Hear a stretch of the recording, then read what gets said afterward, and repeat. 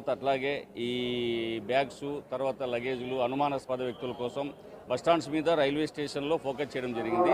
దాంట్లో స్పెషల్ పార్టీలు తర్వాత డాగ్ స్క్వాడ్ కూడా తర్వాత బాంబు డిస్పోజల్ స్క్వాడ్ అన్ని రకాల మొత్తం ఉన్న గారి పోలీస్ దగ్గర ఉన్న అన్ని సౌకర్యాలతో ఇక్కడ చేయడం జరిగింది.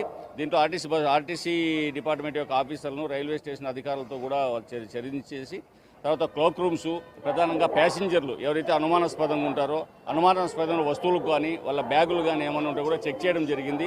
ఇదంతా బ్యాక్గ్రౌండ్ అందరికీ తెలిసిన విషయమే. రాష్ట్ర వ్యాప్తంగా ఉన్న ఉద్రిక్తతలు దాని దృష్ట్యా కర్నూలు టౌన్ యొక్క సేఫ్టీ అండ్ సెక్యూరిటీ పర్టికులర్గా ప్రజల యొక్క వాళ్ళ యొక్క రక్షణ నిమిత్తం అనేసి ఈ విధంగా చెక్ చేయడం జరిగింది. ఇవన్నీ చెక్కింగ్లు చూసి ప్రజలు కానీ ఇంకోరు కానీ ప్యానిక్ అయిపోయి భయపడాల్సిన అవసరం ఏం లేదు.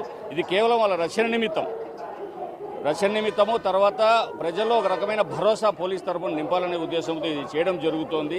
ఈ అనుమానాస్పద సంబంధించి కానీ వ్యక్తుల గురించి కానీ వస్తువుల గురించి కానీ ఏ విధమైన సమాచారం వాళ్ళ దగ్గర ప్రజల దగ్గర ఉన్నా కూడా ఇమ్మీడియట్గా పోలీసు దృష్టికి తీసుకురావాల్సిందిగా కోరుతున్నాము.